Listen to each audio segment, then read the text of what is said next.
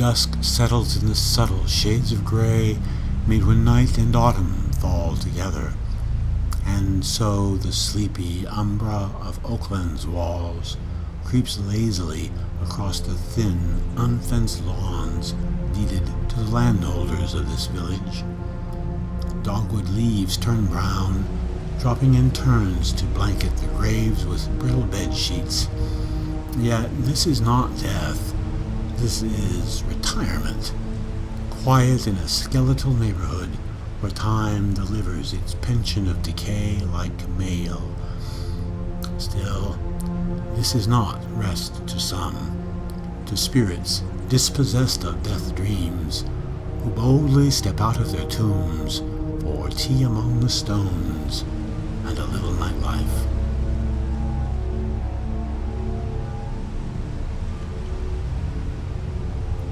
Striking in pressed shirt and black tails, a young lion-maned scoundrel leaps down from the wall, weary of vigil and restraint.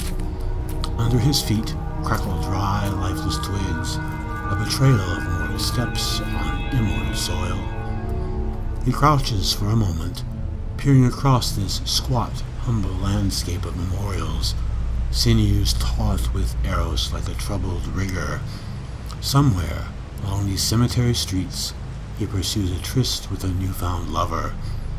Still, this is not strange to some, to flesh and blood who take desire's dare, who gladly prowl these marble mansions for tea among the stones and a little nightlife.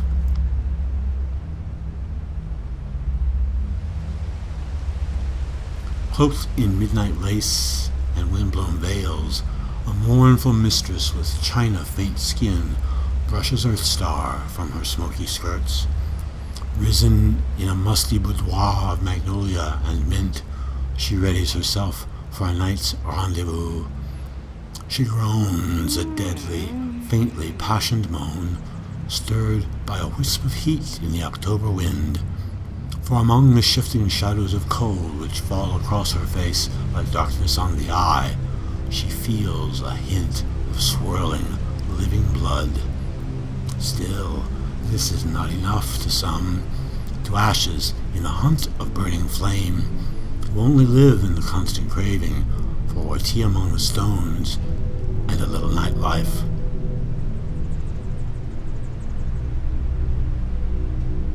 Face all flush with passion and its blush, the scoundrel peers too deep into the night.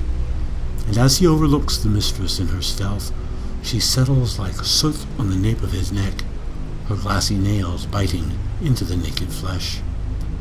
Startled, he turns, then grips her bony wrists, wrestling down to the yielding evening earth.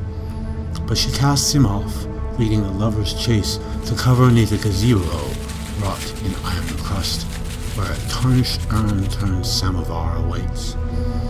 Still, this is not yet a thrill to some.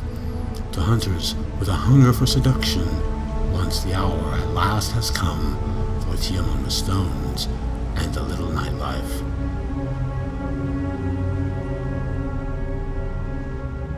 From granite cups they drink a steamy fill. Some reverence she pays to an antebellum rite, till the scoundrel tires of this polite affair. He presses close, soon against her on the bench, stoking his intimacy to a full coital flame.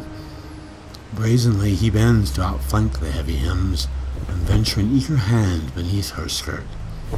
Yet as his fingers ascend her patient leg, the mistress arrests his so feverish stare, taming him into a stagger-stepped trance.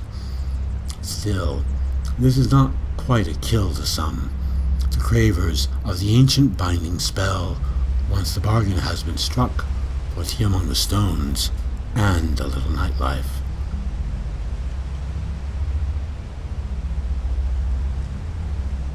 Like an unstringed marionette, she raises him to the tips of her bared, quivering long teeth, a predator's sharp kiss to penetrate his skin.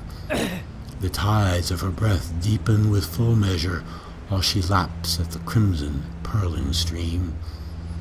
Through the passing hours, his tissues grow cold, his complexion soon as pallid as the rising moon. But long before the dawn and its woes arrive, he slakes his thirst between the waiting crypts, receiving the mingled, eerie brew in her veins. Still, this is not a bad deal to some, to those who forever prowl the night mind, once the taste has been acquired for tea among the stones and a little nightlife.